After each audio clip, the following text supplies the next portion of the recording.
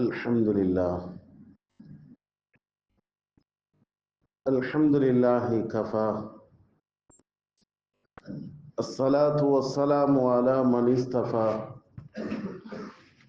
خصوص خلفاء وآله شرفاء ما بعد فقد قال الله تعالى في القرآن العظيم وفي الفرقان المجيد فأعوذ بالله من الشيطان الرجيم بفضل بسم الله الرحمن الرحيم قد أفلح المؤمنون الذين هم في صلاتهم خاشعون والذين هم عن اللغو معرضون والذين هم للزكاة فاعلون والذين هم لفروجهم حافظون صدق الله العظيم. قال نبينا صلى الله عليه وسلم إنما الأعمال بالنيات أو كما قال عليه الصلاة والسلام. அன்பு மிக்கவன் அருள் மிக்கவன் எல்லாம் வல்ல அல்லாஹுவின் அருள் பெயர் போற்றி ஆரம்பிக்கின்றேன். சலாத்தும் கருணையும் ஷஃபீல் முதுனிபின் ஹாத்துமுன் நபியின் சையதுல் முர்சலின் ரஹ்மத்துலில் ஆலமீன் நபியினா மௌலானா முஹம்மதின் ஸல்லல்லாஹு அலைஹி வஸல்லம் அன்னவர்களின் மீதும் அன்னவர்களினுடைய குடும்பத்தார்கள் சத்திய சஹாபாக்கள் தாபியன்கள் தபா தாபியன்கள் அவுலியாக்கள் உலமாக்கள் நல்லோர்கள் நாதாக்கள் ஷுஹதாக்கள் நம்மவர்கள் நம் ஊரார்கள் நம் குடும்பத்தார்கள் அனைவர்களின் மீதும் அல்லாஹ்வினுடைய அன்பும் அருளும் என்றென்றும் நீடித்து நிலவட்டுமாக. ரப்பே ரஹ்மானே, உன்னையே நம்பி வாழக்கூடிய எங்களுடைய வாழ்க்கையில் நாங்கள் அறியாமல் தெரியாமல் செய்துவிட்ட எல்லா விதமான குற்றங்கள் குறைகள் பாவங்கள் அனைத்தையும் உனது மேலான ரஹ்மத்தை கொண்டு கிருபை கொண்டு மறைத்து மன்னித்து அருள் புரிவாயாக. இஸ்லாத்திற்கு எதிரான எல்லா விதமான சூழ்ச்சிகள் சோதனைகள் சங்கடங்கள் மன உளைச்சல்கள் வேதனைகள் முசீபத்துகள் அனைத்து விட்டும் ஒட்டுமொத்த இஸ்லாமியர்களையும் பாதுகாத்து அருள் புரிவாயாக. எந்த நேரத்திலும் எந்த இடத்திலும் உனது ஷரியத்தை எங்களுடைய வாழ்க்கை நெறியாக பின்பற்றி வாழ்வதற்கான எல்லா வழிவகைகளையும் எங்களுக்கு சாதகமாக ஆக்கி தந்தருள் புரிவாயாக. ரப்பே ரஹ்மானே, உன்னை வணங்கி வழிபடக்கூடிய இந்த இபாதத்திலே இறையச்சத்தை தக்குவாவை எங்களுக்கு முழுமைப்படுத்தி தந்தருள் புரிவாயாக. எல்லாவற்றிற்கும் மேலாக நாளை மர்மையிலே உன்னுடைய ஹபீப் எங்களுடைய உயிரைவிட மேலான கண்மணி நாயகம் ஸல்லல்லாஹு அலைஹி வஸல்லம் அன்னாரினுடைய ஷஃபாத்திற்கு தகுதி பெற்றவர்களாக எங்கள் அத்துணை பேர்களையும் பொருந்திக் கொள்வாயாக. ஆரம்பமாக இஸ்லாத்தின் காணிக்கையாம் முஹம்மது சலாமினை சமர்ப்பித்துக் கொண்டு என்னுடைய உரைக்கு வருகின்றேன். அஸ்ஸலாமு அலைக்கும் வரஹ்மத்துல்லாஹி வபரகாத்துஹு. சங்கைக்குரிய அல்லாஹ்வினுடைய நல்லடியார்களே, பெரியோர்களே, ஜமாத்தார்களே, வாலிம நண்பர்களே, கடந்த சில வாரங்களாக அல்லாஹ் கடமையாக்கிய இந்த தொழுகையினுடைய முக்கியத்துவம் சம்பந்தமாக ஏராளமான பல தகவல்கள் நாம் நம்முடைய இந்த தொழுகையிலே எந்த நிலையிலே இருக்கிறோம், எத்தனை வகையான தொழுகையாளிகள் இருக்கிறார்கள் என்பதையெல்லாம் மிக விரிவாக விளக்கமாக பார்த்தோம். அந்த வகையிலே நம்முடைய முன்னோர்கள் நபிகள் பெருமானார் ஸல்லல்லாஹு அலைஹி வஸல்லம் அன்னவர்களினுடைய சுஹபத்தை பெற்றவர்கள் அந்த சாலிஹீன்கள் எல்லாம் தங்களுடைய தொழுகையிலே எப்படி இறையச்சம் உள்ளவர்களாக அல்லாஹுவை பயந்து நடங்கி அந்த தொழுகையிலே ஈடுபட்டார்கள் என்று இன்ஷா அல்லாஹ் தொடர்ந்து பார்ப்போம். எல்லா வல்ல அல்லாஹு தஆலா அந்த பரிபூர்ணமான இறையச்சத்தை தந்து நம்முடைய தொழுகையிலே உயிரோட்டத்தை அல்லாஹ் தந்தருள் புரிவானாக. காரணம், குர்ஆனிலே அல்லாஹ் இப்படி சொல்லி காட்டுகின்றான், கத் அஃப்லஹல் முஃமினூன், மூமின்களுக்கு வெற்றி கிடைத்து விட்டது. அல்லாஹ் உறுதியாக சொல்லி காட்டுகின்றான், தெளிவாக. அஃப்லஹல் முஃமினூன், முஃமின்கள் வெற்றி அடைந்து விட்டார்கள் என்று சொல்லிவிட்டு அந்த முஃமின்களை பற்றி வர்ணனை செய்கிறான். முஃமின்கள் எப்படியெல்லாம் இருப்பார்கள் என்ற அந்த தன்மைகளை அல்லாஹ் தொடர்ந்து சொல்கின்ற போது அல்லதீன ஹும் ஃபீ ஸலாத்திஹிம் காஷிஊன், அவர்கள் தொழுகையிலே நின்று விட்டால் அல்லாஹுவை பயந்தவர்களாக தொழுகுவார்கள். குர்ஆன் ஓத கேட்டுவிட்டால் அல்லாஹ்வினுடைய பயம் நமக்கு அதிகமாக வந்துவிடும் என்று அல்லாஹ் குர்ஆனிலே சொல்வதை போன்று இந்த இடத்திலே எப்படி சொல்கின்றான், தொழுகையிலே நீங்கள் நின்று விட்டால், அந்த முஃமின்கள் தொழுகையிலே உள்ளே வந்து விட்டால் அல்லாஹுவை பயந்து நிற்பார்கள். இது முதலாவது தன்மை முஃமின்களினுடைய அடையாளமாக. தொடர்ந்து அல்லாஹ் சில விஷயங்களை முஃமினுக்கு இருக்கக்கூடிய அவர்கள் வெற்றி எதனால் கிடைக்கும் என்பதை பற்றி அல்லாஹ் சொல்கின்ற போது வல்லதீன ஹும் அனில் லக்வி முஅரிதூன், கெட்ட செயல்கள் கெட்ட பேச்சுக்களை விட்டும் அவர்கள் தவிர்ந்திருப்பார்கள், தவறான கெட்ட செய்திகளை விட்டும் அவர்கள் புறக்கணித்து இருப்பார்கள் என்று சொல்லுகின்றார். அதை தொடர்ந்து அல்லாஹ் வல்லதீன ஹும் லிஸகாத்தி ஃபாயிலூன், ஏழைகளுக்கு நிறைவேற்றக்கூடிய, ஏழைகளுக்கு தரக்கூடிய அந்த தர்மத்தை முறையாக அவர்கள் செய்வார்கள், அவர்கள்தான் முஃமின்கள், வெற்றியாளர்கள் என்பதாக அல்லாஹ் சொல்லிவிட்டு இறுதியாக வல்லதீன ஹும் லிஃபுரூஜிஹிம் ஹாஃபிதூன், தங்களுடைய பிறப்புறுப்பை எவர்கள் பாதுகாக்கிறார்களோ அவர்கள் முஃமின்கள் என்பதாக அல்லாஹ் சொல்லி காட்டுகின்றார். இந்த தொடரிலே முதலாவது சொல்லக்கூடிய ஒரு விஷயம் தொழுகையை பற்றி தான். தொழுகையை அல்லாஹ் அடியார்களுக்கு கடமையாக்கியது மட்டுமல்லாமல் அந்த தொழுகையிலே அடியார்கள் எப்படி இருக்க வேண்டும் என்பதையும் அல்லாஹ் சொல்லி காட்டுகின்றான். தக்பீர் கட்டிவிட்டால் நாம் அல்லாஹுவை பார்ப்பதை போன்று தொழுக வேண்டும், அல்லாஹ் நம்மை பார்க்கிறான் என்ற உணர்வோடு தொழுக வேண்டும். இந்த தொழுகைதான் 6வது 7வது வகையிலே உள்ள தொழுகையாளிகளினுடைய நிலை. அடியார்கள் தன்னை அல்லாஹ்விடத்திலே ஒப்படைத்து விடுவது என்பதாக நமக்கு மார்க்கம் சொல்லி தருகிறது.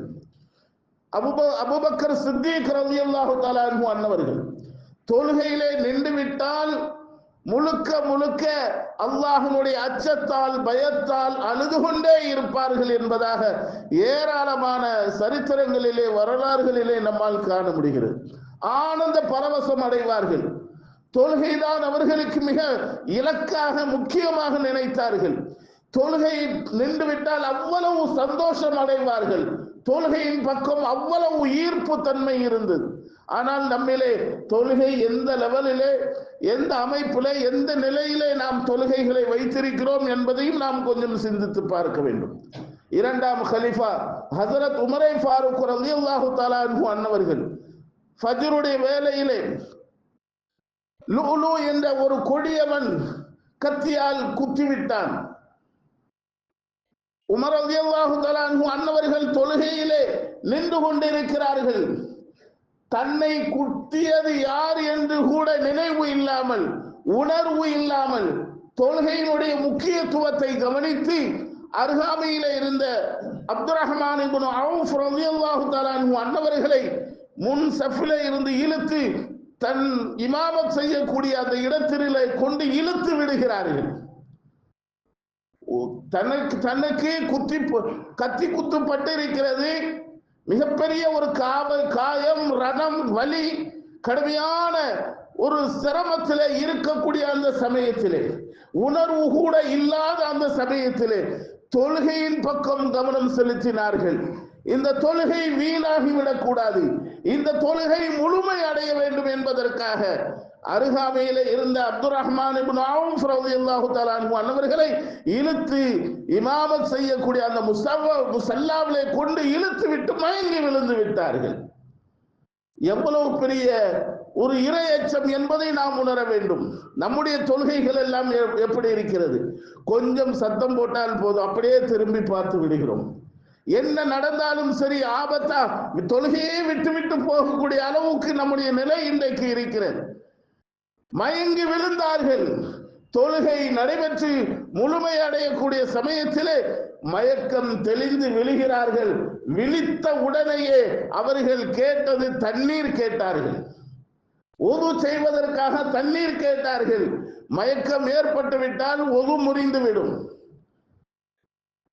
காற்று பிரிந்து விட்டால் ஒது முறிந்துவிடும். இன்னைக்கு நிறைய பேர்கள் அது சம்பந்தமான ஒரு தெளிவு இல்லாமல் இருக்கிறார்கள். காற்று பிரிந்து விட்டால் தயவு செய்து நமக்கான ஒது முறிந்துவிடும். ஒது முறிந்து விட்டால் தொழுகை கூடாது.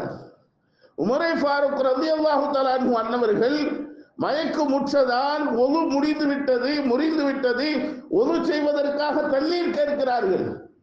ஒரு பக்கம் குத்தப்பட்டு ரத்தம் வழிந்தோடி கொண்டிருக்கிறது. விஷம் தொய்யப்பட்ட அந்த கத்தியால் குத்தப்பட்டு வேதனையினால் ரத்தம் வடிந்து கொண்டு இருக்கிறது கூட தெரியாமல் தொழுகை முடிந்து விட்டதா என்ற வார்த்தையை கேட்கிறார்கள். ஜமாத் முழுமை அடைந்து விட்டதா என்று கேட்கிறார்கள். கேட்டது மட்டுமல்ல, எனக்கு தொழுகுவதற்காக ஒது செய்வதற்காக தண்ணீர் கொண்டு வாருங்கள் என்று கேட்கிறார்கள். ஒது செய்துவிட்டு தொழுகையை முடித்ததற்கு பிறகுதான் கேட்கிறார்கள், என்னை குத்தியது யார்? தொழுகை பரிபூர்ணமாக ஜமாத் நடைபெற்றதா என்று கேட்டுவிட்டு தான் தொழுதுவிட்டு தொழுகை முடித்து விட்டு கேட்கிறார்கள். ஹசரத் உமரை ஃபாரூக் ரலியல்லாஹு தஆலா அன்ஹு அன்னவர்கள் மயக்கம் தெளிந்ததற்கு பிறகுதான், அப்பொழுதுதான் சொல்லப்படுகிறது, கொடியவன் லுலு உங்களை குத்திவிட்டான் என்பதாக. அருமையானவர்கள், அந்த நேரத்திலே சொன்னார்கள், லா இஸ்லாம மன் தரக்க ஸலாம், தொழுகையை எவன் விட்டு விட்டானோ அவனுக்கு இஸ்லாம் இல்லை என்றார்கள். அவன் முஸ்லீமாக இல்லை என்று சொன்னார்கள். இஸ்லாத்திற்கும் அவனுக்கும் எந்த சம்பந்தமும் இல்லை என்பதாக உமரே ஃபாரூக் ரலியல்லாஹு தஆலா அன்ஹு அன்னவர்கள் சொன்னார்கள். அருமையானவர்களே, ஸஅத் இப்னு முஆத் ரலியல்லாஹு தஆலா அன்ஹு அன்னவர்கள் அவர்கள் மூத்தாகிவிட்டார்கள் என்ற ஒரு செய்தியை கேள்விப்பட்ட உடனேயே அல்லாஹ்வினுடைய அரிஷ் நடுங்கியதாம். அவர்களினுடைய ஜனாசாவிலே கிட்டத்தட்ட 70,000 மலக்குமார்கள் கலந்து கொண்டார்கள் என்பதாக நபிகள் பெருமானார் ஸல்லல்லாஹு அலைஹி வஸல்லம் அன்னவர்கள் ஹதீஸ்களிலே நமக்கு சொல்லித் தருகிறார்கள். அவர்கள் தொழுகையிலே நின்று விட்டால் 3 விதமான அற்புதங்கள் அவர்களுக்கு இருந்தது. ஸஅத் இப்னு முஆத் ரலியல்லாஹு தஆலா அன்ஹு அன்னவர்களிடத்திலே தொழுகையிலே நின்று விட்டால் ரப்போடு பேசுவார்களாம், அல்லாஹ்வோடு பேசுவார்களாம். அது மட்டுமல்ல, அவர்களினுடைய வாழ்க்கை முழுக்க குர்ஆனை பற்றியும் நபிகளாரை பற்றியும் எந்த ஒரு அணு அளவு கூட சந்தேகம் அவர்களுடைய உள்ளத்திலே ஏற்பட்டது கிடையாதாம். இன்னைக்கு எத்துணை சந்தேகங்கள் நமக்கு வருகிறது. ஹராமையெல்லாம் ஹலாலாக ஆக்குவதற்கு என்ன வழி இருக்கிறது என்பதை நாம் ஆய்வு செய்து கொண்டிருக்கிறோம். எது ஹராம் எது ஹலால் என்பதை கூட பிரித்தாளுவதற்கான தகுதியற்றவர்களாக நாம் இன்றைக்கு இருந்து கொண்டிருக்கிறோம். எந்த ஒரு அணு அளவு கூட சந்தேகம் இல்லாமல் வாழ்ந்திருக்கிறார்கள் ஸஅத் இப்னு முஆத் ரலியல்லாஹு தஆலா அன்ஹு அன்னவர்கள்.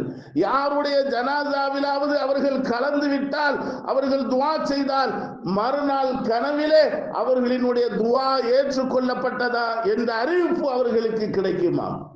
அந்த அளவுக்கு இறையச்சத்தோடு உள்ளச்சத்தோடு இந்த ஈமானியத்தான பரிபூர்ணமான தன்மையோடு அவர்கள் தொழுதிருக்கிறார்கள், வாழ்ந்து காட்டியிருக்கிறார்கள் என்பதாக சொல்லிவிட்டு நபிகள் பெருமானார் ஸல்லல்லாஹு அலைஹி வஸல்லம் அன்னவர்கள் சொன்னார்கள், இந்த 3 ஆற்றல்களும் அவர்களுக்கு வழங்கப்பட்டது என்பதாக சொல்கிறார்கள். அன்னை ஆயிஷா ரலியல்லாஹு தஆலா அன்ஹா அன்னவர்கள் பெருமானார் ஸல்லல்லாஹு அலைஹி வஸல்லம் அன்னவர்களினுடைய அருமை மனைவி. தொழுகையிலே நின்று விட்டால் தன்னையே மறந்து விடுவார்களாம். ஒரு தடவை லுஹாவுடைய நேரத்திலே தக்பீர் கட்டி தொழுகையிலே நிற்கிறார்கள். தன்னுடைய சகோதரியை சந்திப்பதற்காக காசிம் இப்னு அபூபக்கர் ரலியல்லாஹு தஆலா அன்ஹு அன்னவர்கள், அபூபக்கர் சித்திக் ரலியல்லாஹு தஆலா அன்ஹு அன்னவர்களினுடைய மகனார், அதாவது ஆயிஷா ரலியல்லாஹு தஆலா அன்ஹா அன்னவர்களினுடைய சகோதரர், அவர்களை சந்திப்பதற்காக வருகிறார்கள். தன்னுடைய சகோதரி தொழுகையிலே நிற்கிறார்கள் என்பதை பார்த்தார்கள். ஒரு வசனத்தை ஓதிக்கொண்டே இருக்கிறார்கள். கண்களிலிருந்து கண்ணீர் தாரை தாரையாக வழிந்து கொண்டிருக்கிறது. லக்கத் மன்னல்லாஹு அலைனா வகான அதாபஸ் ஸமூம் என்ற ஒரு வசனத்தை ஓதிக்கொண்டே இருக்கிறார்கள். அந்த வசனத்தினுடைய விளக்கம், கொடிய வேதனையிலிருந்து அல்லாஹ்வினுடைய உபகாரத்தால் கொடிய வேதனையிலிருந்து அல்லாஹ் நம்மை பாதுகாத்து விட்டான் என்ற ஒரு வசனத்தை தொடர்ந்து ஓதிக்கொண்டே இருக்கிறார்கள். தொழுகையை முடித்தவாறு இல்லை, அதே வசனத்தை திரும்ப திரும்ப ஓதுகிறார்கள். தொழுகையிலே சந்திப்பதற்காக வந்த சகோதரர் சகோதரி தொழுகையிலே இருக்கிறார்கள், நாம் பஜாருக்கு சென்று எல்லா வேலைகளையும் முடித்துவிட்டு சந்திப்போம் என்று வெளியிலே சென்று எல்லா வேலைகளையும் முடித்துவிட்டு சகோதரியை சந்திப்பதற்காக, ஆயிஷா நாயகியை சந்திப்பதற்காக வருகிறார்கள்.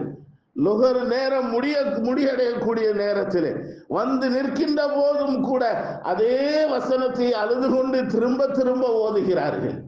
என்றைக்காவது அல்லாஹ்வுடைய திருவசனம் அதனுடைய அர்த்தத்தை விளங்கி நம்முடைய உள்ளம் அஞ்சிருக்கிறதா, பயந்திருக்கிறதா? உள்ளச்சத்தோடு இறையச்சத்தோடு எந்த அளவிற்கு அல்லாஹ்வை பற்றி தெரிந்தவர்கள், அறிந்தவர்கள், நபிகளாரினுடைய மனைவி சொர்க்கவாதி என்பதையெல்லாம் தெரிந்து கொண்டவர்கள், நமக்கான சொர்க்கம் நிச்சயம் என்பதை நபிகளாரின் மூலமாக அறிந்து கொண்ட ஆயிஷா நாயகி கூட தொழுகையிலே எவ்வளவு ஈடுபாடோடு இறையச்சத்தோடு தொழுதிருக்கிறார்கள் என்பதை நம்மால் உணர முடிகிறது. அருமையானவர்களே, இமாம் புகாரி ரஹமத்துல்லாஹி அலைஹி அவர்கள் ஹதீஸ்களிலேயே முதல் அந்தஸ்தை பெற்ற இமாம் புகாரி ரஹமத்துல்லாஹி அலைஹி அவர்கள் தொழுகையிலே ஒரு தடவை நிற்கின்ற போது உடலிலே ஏதோ ஒரு பொருள் வேதனை செய்வதை உணர்ந்தார்கள். ஆனால் அவர்கள் தொழுகை விட்டும் வெளியிலே வரவில்லை, தொழுது கொண்டே இருக்கிறார்கள். தொழுகையை முடித்துவிட்டு சொல்கிறார்கள், ஏதோ ஒன்று என்னை ரணப்படுத்தி கொண்டே இருக்கிறது, வேதனைப்படுத்தி கொண்டே இருக்கிறது என்று இப்பொழுதுதான் அந்த வேதனையை உணர்கிறேன் என்று சொல்லிவிட்டு தன்னுடைய ஜிப்பாவை கலட்டுகிறார்கள். கிட்டத்தட்ட 18 இடங்களிலே தேல் கொட்டி வீக்கம் ஏற்பட்டு அந்த வேதனையிலே துடிக்கிறார்கள். எப்பொழுது? தொழுகையை முடித்ததற்கு பிறகு. தொழுகையிலே நிற்கின்ற போது எந்த விதமான உணர்வும் இல்லாமல் அல்லாஹ்விடத்திலே தன்னையே ஒப்படைத்து தொழுதிருக்கிறார்கள் என்று சொன்னால் அவர்களினுடைய தொழுகை எவ்வளவு இறையச்சம் உள்ளதாக இருக்கும் என்பதை நம்மால் உணர முடிகிறது. அருமையானவர்களே, அடுத்ததாக புகாரி இமாம் அவர்களினுடைய ஹதீஸுக்கு பிறகு அடுத்த அந்தஸ்தை பெறக்கூடிய முஸ்லிம் ரஹமத்துல்லாஹி அலைஹி அவர்கள் தொழுது கொண்டிருக்கிறார்கள். தொழுது கொண்டிருக்கின்ற போது பள்ளிவாசலினுடைய கட்டிடம் ஏதோ ஒரு அதிர்வினால் இடிந்து விழுகிறது. எல்லோரும் ஓடுகிறார்கள். பள்ளிவாசலே இடிந்து விழுகிறது. இவர்கள் மட்டும் தனிமையிலே தொழுது கொண்டிருக்கிறார்கள். இடிந்து முடிந்ததற்கு பிறகு அவர்கள் ஓரமாக நின்று கொண்டு தொழுகிறார்கள். வந்து மற்றவர்கள் எல்லாம் கேட்கிறார்கள், பள்ளி இடிந்து விழுகிறது, நீங்கள் மட்டும் தனியாக நின்று தொழுகிறீர்களே என்று கேட்டபோது அவர்கள் சொல்கிறார்கள், நான் அல்லாஹுவோடு தொடர்பிலே இருந்தேன், அல்லாஹுவோடு பேசிக் கொண்டு இருந்தேன், இந்த எந்த விதமான அசராத்துகளும் அடையாளங்களும் எனக்கு தெரியவில்லை என்றார்களாம் முஸ்லிம் ரஹமத்துல்லாஹி அலைஹி அவர்கள். அடுத்ததாக அப்துல்லாஹ் இப்னு முஆத், அப்துல்லாஹ் இப்னு உபாதா ரலியல்லாஹு தஆலா அன்ஹு அவர்கள் தற்காலத்திலே வாழ்ந்த மிகப்பெரிய ஒரு முஃப்தி. கிட்டத்தட்ட 68 வயது அவர்களுக்கு ஆகிறது. சுபஹ் தொழுகைக்கு பின்னால் ஹரம் ஷரீஃபிலே மாணவர்களுக்கு பாடம் நடத்தக்கூடிய மிகச்சிறந்த ஒரு உஸ்தாத். ஒரு நாள் பாடத்திற்கு ஃபஜ்ருக்கு பிறகு, சுபஹுக்கு பிறகு வரவில்லை. மாணவர்கள் எல்லாம் எதிர்பார்த்து இருக்கிறார்கள். என்ன ஆனது ஆசிரியருக்கு? மிகப்பெரிய ஒரு கவலை ஏற்பட்டது. எல்லோரும் சேர்ந்து வீட்டிற்கு வந்து விட்டார்கள். என்ன ஆனது ஆசிரியருக்கு என்று தெரிந்து கொள்வதற்காக வருகிறார்கள். உஸ்தாத் அவர்கள் மிக கவலையோடு தொழுகையில நின்று அழுது கொண்டே இருக்கிறார்கள். எப்பொழுது முடிப்பார்கள் என்ற எதிர்பார்ப்போடு மாணவர்கள் எல்லாம் நிற்கின்ற போது தொழுகையை முடித்துவிட்டு அமர்ந்து திரும்பவும் தேம்பி அழுகிறார்கள். என்ன ஆனது உங்களுக்கு? ஏன் இப்படி பாடத்திற்கு ஏன் வரவில்லை என்று ஆசிரியரிடத்திலே, உஸ்தாதிடத்திலே கேட்க அவர்கள் சொல்கிறார்கள், நான் பாலிகான முதல், நான் வயதிற்கு வந்த அந்த காலத்திலிருந்து இன்றைக்கு எனக்கு 68 வயதானது, ஒரு நேர தொழுகை கூட எனக்கு கலாவாக ஆனது கிடையாது. ஒரு நேர தொழுகை கூட எனக்கு கலா ஆனது கிடையாது. ஆனால் இன்றைய ஃபஜ்ர் எனக்கு கலாவாக ஆகிவிட்டது. ஆகவே அந்த கவலையிலே அல்லாஹ்விடத்தில் அழுது மன்னிப்பு கேட்டு தொழுகிறேன் என்பதாக சொன்னார்களாம். கிட்டத்தட்ட 15 வயதிலிருந்து 68 வயதாக ஆகிவிட்டது. ஒரு நேர தொழுகை கூட அவர்களுக்கு கலா ஆனது கிடையாது. ஆனால் இன்றைக்கு ஒவ்வொரு நாளும் ஒவ்வொரு தொழுகையும் நாம் கலாவாக தொழுகிறோம். சில பேர்கள் இருக்கிறார்கள் ஹோல்சேல் தொழுகை, இஷா நேரத்தில் தான் ஃபஜ்ரிலிருந்து இஷா வரைக்கும் எல்லா தொழுகையும் கலாவாக தொழுகுவார்கள். இப்படியும் நம்முடைய தொழுகைகள் இருக்கிறது. நம்முடைய முன்னோர்களினுடைய தொழுகை எவ்வளவு உள்ளச்சத்தோடு இறையச்சத்தோடு இருக்கிறது என்பதை நாம் புரிந்து கொள்ள வேண்டும். அருமையானவர்களே, புகாரி இமாம், முஸ்லிம் இமாம் அவர்களினுடைய உஸ்தாத் உபைதுல்லா ரஹ்மத்துல்லாஹி அலைஹி அவர்கள் ஒரு நாள் இஷா தொழுகையை ஜமாத்தை தவற விட்டு விட்டார்கள். தனியாக தொழுது விட்டு உறங்குகிறார்கள். அன்றைய இரவிலே கனவு அவர்களுக்கு. என்ன கனவு என்று சொன்னால், அவர்களோடு இருக்கக்கூடிய சகாக்கள் எல்லாம் குதிரையிலே வேகமாக பறக்கிறார்கள். குதிரையிலே வேகமாக பறக்கிறார்கள். இவர்கள் மட்டும் தாமதமாக செல்கிறார்கள். இவர்களுக்கு மிகப்பெரிய ஒரு கவலை, என்ன ஆனது நம்முடைய குதிரைக்கு என்று கேட்கின்ற போது முன்னால் செல்கின்றவர்கள் எல்லாம் சொல்கிறார்களாம், நீங்கள் ஜமாத்தை தவற விட்டதால் நீங்கள் பின்தங்கி விட்டீர்கள், நீங்கள் ஜமாத்தை தவற விட்டதால் பின்தங்கி விட்டீர்கள் என்பதாக குரல் வந்து கொண்டே இருக்கிறார். திடீரென்று விழித்து அழுது அல்லாஹ்விடத்திலே தௌபா செய்ததாக வரலாறுகளிலே நம்மால் காண முடிகிறது. லாத்தர் ரிகாப் ஒரு சிறப்பான ஒரு போர். அந்த போரிலே ஒரு சஹாபி தொழுகையிலே நிற்கிறார்கள். தொழுகையிலே நிற்கின்ற போது அம்பு அவர்களின் மீது எய்யப்பட்டது. ஒரு பக்கம் அந்த அம்பு குத்தி இரத்தங்கள் வழிந்தோடி கொண்டிருக்கிறது. சூரா கஹஃபை ஓதுகிறார்கள். சூரா கஹஃப் அவர்களுக்கு மிகப்பெரிய ஒரு கவலை. தொழுகையிலே நின்று கொண்டு அல்லாஹ்விடத்திலே துஆ செய்கிறார்கள், யா அல்லாஹ், இந்த கஹஃப் சூராவை நாம் முடிப்பதற்குள்ளாக என்னுடைய உயிரை வாங்கி விடாது. ஏனென்றால் ஒரு அம்பு அல்ல, தொடர்ந்து அவரின் பக்கம் அம்பு எய்யப்பட்டே இருக்கிறது. அந்த கஹஃப் சூராவை ஓதி முடிக்கிறார்கள், அவர்களினுடைய ரூஹு கைப்பற்றப்படுகிறது. எவ்வளவு பெரிய உன்னதமான இறையச்சம் உள்ள அல்லாஹ்வுடைய பிரியத்தால், அல்லாஹ்வுடைய நெருக்கத்தால் அவர்களினுடைய தொழுகை இருந்தது என்பதை நாம் கொஞ்சம் சிந்தித்து பார்க்க வேண்டும். இதெல்லாம் நாம் படிப்பனையாக எடுத்துக்கொள்ள வேண்டும் என்பதற்காக நாம் சொல்கின்றோம்.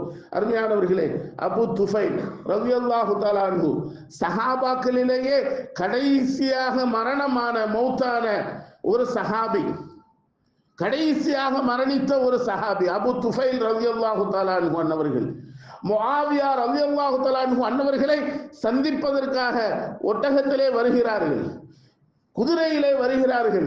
வருகின்ற போது குதிரை தடுமாறி கீழே விழுந்தது. அபு துஃபைல் ரலியல்லாஹு தஆலா அன்ஹு அன்னவர்களினுடைய கால், ஒரு கால் அப்படியே முறிந்து விட்டது. முறிந்தது மட்டுமல்லாமல் தொங்கிக் கொண்டு இருக்கிறது. முஆவியா ரலியல்லாஹு தஆலா அன்ஹு ஆளுநராக இருக்கிறார்கள். இருக்கக்கூடிய எல்லா மருத்துவர்களையும் வர சொல்கிறார்கள். அந்த காலை தனியாக எடுத்துத்தான் ஆக வேண்டும். எப்படி எடுப்பது? மருத்துவர்கள் எல்லாம் ஆலோசனை சொல்கிறார்கள், ஏதாவது ஒரு மதுவை கொடுத்து அவருடைய காலை எடுத்துக்கொள்ளலாம். ஏனென்றால் மது குடித்தால் மயக்கம் ஏற்பட்டுவிடும், தனக்கு நடப்பது தெரியாது, எந்த நிலைக்கு வருகின்ற போது அவர்களுடைய காலை இலகுவாக எடுத்துக்கொள்ளலாம் என்று மருத்துவர்கள் எல்லாம் ஆலோசனை செய்கிறார்கள், சொல்கிறார்கள். அபு துஃபைல் ரலியல்லாஹு தஆலா அன்ஹு, அப்படி எனக்கு இப்படிப்பட்ட நிலை தேவையில்லை, ஒரு ஹராமின் மூலமாகத்தான் ஒரு நல்லது நடக்க வேண்டும் என்று இருந்தால் எனக்கு அதுவும் தேவையில்லை என்று சொல்லிவிட்டு தண்ணீரை கொண்டு வர சொல்லி ஒது செய்து 2 ரக்காத்து தொழுகிறேன் என்று தொழுகிறார்கள். தொழுகையிலேயே அவர்களினுடைய கால் அகற்றப்படுகிறது. எவ்வளவு பெரிய ஒரு ஆச்சரியம்! இன்னைக்கு மது எப்படியெல்லாமோ நம்மிடத்திலே, நம்முடைய சமூக மக்களிடத்திலே புழங்கப்படுகிறது. ஆனால் ஒரு ஆபத்தான நேரத்திலும் கூட ஹராம் கூட ஹலாலாகும் என்று ஒரு வாய்ப்பு இருந்தும் கூட அவர்கள் பயன்படுத்தவில்லை. அதை மார்க்கம் அனுமதித்தும் கூட அப்படிப்பட்ட ஒரு ஹராமை செய்து நான் வாழ வேண்டிய அவசியம் இல்லை என்ற ஒரு நிர்பந்தத்திற்கு அவர்கள் வந்தார்கள். எவ்வளவு பெரிய இறையச்சம் உள்ள வாழ்க்கையை அவர்கள் வாழ்ந்திருக்கிறார்கள், தொழுகையிலே எவ்வளவு பேணுதலாக இருந்திருக்கிறார்கள் என்பதெல்லாம் நினைத்து பார்க்கின்ற போது நம்முடைய தொழுகை எதற்குமே லாய்க்கில்லாமல் போய்விடுமோ என்ற ஒரு அச்சம் ஏற்படுகிறது. அல்லாஹ் பாதுகாப்பானாக. இதெல்லாம், இந்த சம்பவங்கள் எல்லாம் நாம் மிகப்பெரிய ஒரு படிப்பினையாக எடுத்துக்கொண்டு நம்முடைய வாழ்க்கையிலே முழுமையாக இறையச்சம் உள்ளவர்களாக எந்த அளவிற்கு நம்மால் முடியுமோ அந்த அளவுக்கு தொழுகையிலே பேணுதல் பேணுதல் உள்ளவர்களாக முறையாக அல்லாஹ்வுடைய பயத்தோடு அந்த தொழுகையை நிறைவேற்றக்கூடிய சாலிஹீன்களினுடைய பட்டியலிலே அல்லாஹ் நம்முடைய பெயரையும் இடம்பெயரச் செய்வானாக. அருமையானவர்களே, வயநாடு ஒரு எழில் கொஞ்சக்கூடிய ஒரு மிகப்பெரிய ஒரு சுற்றுலா தலம். திருமணமானவர்கள் எல்லாம் ஜோடிகளாக ஹனிமூனுக்கு செல்லக்கூடிய ஒரு மிகப்பெரிய ஒரு சுற்றுலா தலம். இயற்கை அழகு கொஞ்சக்கூடிய ஒரு சிறப்பான ஒரு இடம். கண்ணை கவரக்கூடிய பசுமையான இடங்கள். உலகம் முழுக்க பிரபலியமான ஒரு இடம் அந்த வயநாடு. யார் சென்றாலும் அவர்கள் அங்கே சந்தோஷமாக மகிழ்ச்சியாக கண்கவர் அந்த இடங்களை கண்டு சந்தோஷம் அடைவார்கள். இயற்கை விவசாயம் மகசூலை தரக்கூடிய உயர் ரகமான விவசாயம் செய்யக்கூடிய பொருள் இடம். ஏலக்காய், தேயிலை, காபி போன்ற பொருட்களை இன்னும் அதைவிட சிறந்த மகசூலை வருமானத்தை தரக்கூடிய ஈட்டக்கூடிய சிறந்த ஒரு இடம்தான் அந்த வயநாடு. எல்லாம் தலைகீழாக மாறிவிட்டது. இயற்கையை பகைத்து கொண்டால் என்ன நடக்கும் என்று இன்றைக்கு பரிபூர்ணமாக நிரூபணமாக ஆகிவிட்டது. வயநாடு வாழா நாடாக ஆகிவிட்டது. தண்ணீருக்கு கோபம் வந்தால் என்ன நடக்கும் என்பதை நாம் இப்பொழுது தெளிவாக புரிந்து கொண்டோம். முண்டக்கை கிராமமே காணாமல் போகிவிட்டது. ஒரு ஆலிம் ஷஹாபுதீன் என்று சொல்லக்கூடிய இமாம் பள்ளிவாசலிலே இருந்து மைக்கிலே மிகப்பெரிய ஒரு ஆபத்து நம்மை எதிர்நோக்கி இருக்கிறது, தங்களை பாதுகாத்துக் கொள்ளுங்கள் என்று தொடர்ந்து தன்னுடைய குரலை ஒலித்துக் கொண்டே ஷஹீதாகி இருக்கிறார். அல்லாஹ் இந்த நிலச்சரிவின் மூலமாக மண் சரிவின் மூலமாக ஊரையே அடித்து செல்வதற்கான ஒரு காரணமாக ஆகிவிட்டது. பெற்றோரை இழந்த பிள்ளைகள் எல்லாம் ஏராளம். கணவனை இழந்த மனைவி, மனைவியை இழந்த கணவன், உயிரில்லாத உடல்கள், உறுப்பில்லாத உடல்கள், உயிர் மட்டும் இருக்கக்கூடிய உடல்கள் எத்துணை நம்மால் காண முடிகிறது. நம்முடைய உள்ளமெல்லாம் பதறுகிறது. உலகமே அதிர்ந்து போகக்கூடிய ஒரு நிலை. இவ்வளவு தொழில்நுட்ப வளர்ச்சி இருந்தும் மனிதனுடைய அறிவு இருந்தும் என்ன பிரயோஜனம்? மனிதனுடைய அறிவுக்கு தகுதி இல்லாமல் அந்த ஊராகிவிட்டது. மனிதனுடைய கண்டுபிடிப்புகள் எல்லாம் எந்த விதமான பிரயோஜனமும் அளிக்கவில்லை. எதிர்காலம் எல்லாம் கேள்விக்குறியாக ஆகிவிட்டது. அறிவியலும் விஞ்ஞானமும் தோற்று போனது, ஒன்றுமில்லாமல் ஆகிவிட்டது. என்ன கண்டுபிடித்து என்ன பயன்? இயற்கைக்கு எதிராக செயல்படுவதால் மிகப்பெரிய ஆபத்து இருக்கிறது என்பதை உணர்ந்து கொண்டார்கள். இயற்கைக்கு எதிராக நாம் செயல்பட்டால் மிகப்பெரிய ஆபத்தை சந்திக்க வேண்டியது இருக்கும். அல்லாஹ்வுடைய சட்டத்திலே கையை வைத்தார்கள். அல்லாஹ்வுடைய எல்லா நிலைகளிலேயும் மார்க்கத்திலே சட்டங்களிலே கையை வைத்தார்கள். இப்பொழுது அல்லாஹ்வுடைய சொத்துக்களிலேயே கையை வைக்க வந்து விட்டார்கள். வக்ஃப் வாரியத்திலே சட்ட திருத்தத்தை கொண்டு வரப் போகிறோம் என்று கண்மூடித்தனமாக இறங்கிறார்கள். இவர்கள் என்ன ஆபத்தை உணரப் போகிறார்கள் என்பதை தெரியவில்லை. அல்லாஹ் அனைவரையும் பாதுகாப்பானாக, ஹிதாயத்தை கொடுப்பானாக. பூமி ஆடாமல் இருப்பதற்காக அல்லாஹ் தஆலா மலைகளை ஊன்றினான். மலைகள் ஆடாமல் இருப்பதற்காக மரங்களை நட்டான். அந்த மரங்கள் வளர்ந்தோங்குவதற்காக சிறு சிறு ஓடைகளை ஏற்படுத்தினான். இயற்கைக்கு எதிராக மனிதன் களம் இறங்கினான். ஓடைகள் எல்லாம் வீடுகளாக ஆக்கினான். மழை தண்ணீருக்கு கோபம் வந்ததால் அந்த வீடுகள் எல்லாம் காணாமல் போய்விட்டது. மரங்கள் எல்லாம் தனக்காக தன்னுடைய வசதிக்காக வெட்டி ஒன்றுமில்லாமல் ஆக்கினான். அந்த மலைகள் பூமியை காக்க வந்த அந்த மலைகள் எல்லாம் ஆட்டம் கண்டு விட்டது. அந்த ஊரையே காணாமல் ஆகிவிட்டது. இயற்கைக்கு கோபம் வந்தால் இதுதான் நடக்கும் என்பதை நிரூபணமாக அல்லாஹ் சொல்லிவிட்டான். எல்லாம் அல்லாஹ்வினுடைய நாட்டமாக ஆகிவிட்டது. அல்லாஹ் அப்படிப்பட்ட பேரழிவிலிருந்து, இயற்கை சீற்றங்களில் இருந்து அல்லாஹ் பாதுகாப்பானாக. நாம் எவ்வளவு வீரியமாக இருந்தாலும் எதற்குமே நீ தகுதி இல்லை என்பது அல்லாஹ் நிரூபணமாக காட்டிவிட்டான். திருமணமானவர்கள் எல்லாம் சந்தோஷமாக இருப்பதற்காக அங்கே சென்றார்கள். ஆனால் அங்கே நிறைய தவறுகளும் பாவங்களும் நடைபெற்றதால் அல்லாஹ்வினுடைய கோப பார்வை அப்படியே தலைகீழாக மாறிவிட்டது. எப்படி இருந்தாலும் எல்லாம் அல்லாஹ்வினுடைய நாட்டம். பாதிக்கப்பட்ட மக்களுக்கு உதவி செய்ய வேண்டிய பொறுப்பும் கடமையும் நமக்கு இருக்கிறது. மார்க்கம் நமக்கு சொல்லி தந்திருக்கிறது. பெருமானார் ஸல்லல்லாஹு அலைஹி வஸல்லம் அன்னவர்கள் நமக்கு அறிவுறுத்தி இருக்கிறார்கள். பாதிக்கப்பட்ட எத்தனையோ மக்கள் சிரமத்திலையும் ரொம்ப கடுமையான இல்லத்தையும் சொத்துக்களையும் பிள்ளைகளையும் இழந்து நிற்கதியற்றவர்களாக இருக்கிறார்கள்.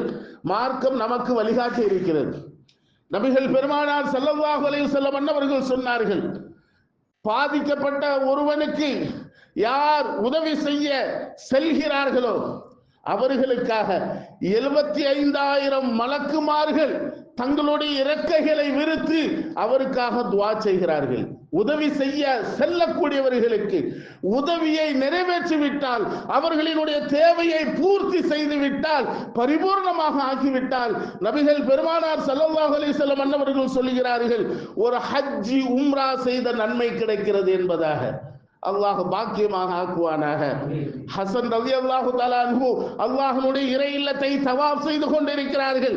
ஒரு சஹாபி வந்து சொல்கிறார்கள், ஹசன் அவர்களே, இன்னொரு சஹாபி சிரமத்திலே இருக்கிறார், அவருக்கு நாம் உதவி செய்ய வேண்டும், வாருங்கள் என்பதாக. ஹசன் ரலியல்லாஹு தஆலா அன்ஹு அந்த தவாஃபை பாதியிலேயே விட்டு செல்கிறார்கள். இன்னொருவர் வந்து தடுக்கிறார் பொறாமையிலே, ஏன் தவாஃபை பாதியிலே விட்டு செல்கிறீர்கள்? சொன்னார்கள், ஹசன் ரலியல்லாஹு தஆலா அன்ஹு அன்னவர்கள் சொன்னார்கள், எம்பெருமகனார் ரசூலே கரீம் ஸல்லல்லாஹு அலைஹி வஸல்லம் அன்னவர்கள், முஹம்மது நபி அவர்கள் சொல்கிறார்கள், ஒரு மூமினுடைய தேவையை யார் நிறைவேற்றுகிறாரோ அவருக்காக அல்லாஹ் வழங்கக்கூடிய கூலி என்ன தெரியுமா? ஒரு ஹஜ்ஜி உம்ராவினுடைய நன்மை. நான் தவாஃப் தான் செய்து கொண்டிருக்கிறேன், ஹஜ்ஜினுடைய உம்ராவினுடைய நன்மை எனக்கு கிடைக்கிறது என்று சொன்னால் நான் அதை எப்படி விட்டு செல்ல முடியும்? நான் ஆகவே உதவி செய்ய செல்கிறேன் என்பதாக சொல்லிவிட்டு சென்று மீதமுண்டான தவாஃபையும் முடித்தார்கள் என்பதாக வரலாறுகளிலே பைஹக்கி ஷுஅபுல் ஈமான் ஹதீஸிலே நம்மால் காண முடிகிறது. ஏராளமான ஹதீஸ்கள். உதவி செய்ய வேண்டிய, பாதிக்கப்பட்டவருக்கு உதவி செய்ய வேண்டிய பொறுப்பும் கடமையும் நமக்கு இருக்கிறது. இத்துணை காலங்களிலேயும் இஸ்லாமியர்கள் இப்படித்தான் உலகத்திற்கு அறிமுகமாக இருக்கிறார்கள். மற்றவர்களுக்கு பாதிப்பு என்றால் களத்திலே இறங்கி உதவி செய்யக்கூடிய முதல் மக்களாக இஸ்லாமியர்கள் இன்று இருக்கிறார்கள். அந்த அடிப்படையிலே ஜமாத்துல் உலமா இன்றைக்கு களம் இறங்கி அந்த மக்களுக்காக உதவி செய்து கொண்டிருக்கிறார்கள். இன்ஷா அல்லாஹ் மீண்டும் அறிவிப்போம். அந்த மக்களுக்காக, பாதிக்கப்பட்ட மக்களுக்காக, மீதமுண்டான அந்த மக்களுக்காக உதவி செய்வதற்காக இன்ஷா அல்லாஹ் நம்முடைய பள்ளியிலே ஏற்கனவே நேற்றைய மக்ரிபிலேயே அறிவிப்பு செய்திருக்கின்றோம். அதிகப்படியான நிதி உதவிகளை அவர்களுக்காக செய்யுங்கள். எல்லாம் வல்ல அல்லாஹ் தஆலா முழுமையான பாதுகாப்பையும் இந்த இயற்கை சீற்றம் போன்ற பேர் அழிவில் இருந்தும் அல்லாஹ் தஆலா முழுமையான பாதுகாப்பை நம் அத்துணை பேர்களுக்கும் தந்தருள் புரிவானாக. இறையச்சத்திலே ஊறியவர்களாக அல்லாஹ்வை வணங்கக்கூடிய இந்த இபாதத்துகளிலே இறையச்சத்தை அல்லாஹ் நமக்கு அதிகமாக தந்து சாலிஹீன்களாக அல்லாஹ் நம்மை வாழச் செய்வானாக. ஆமீன். வ ஆகிரு தவானா அல்ஹம்துலில்லாஹி ரப்பில் ஆலமீன். அஸ்ஸலாமு அலைக்கும் வ ரஹ்மத்துல்லாஹி வ பரகாத்துஹு.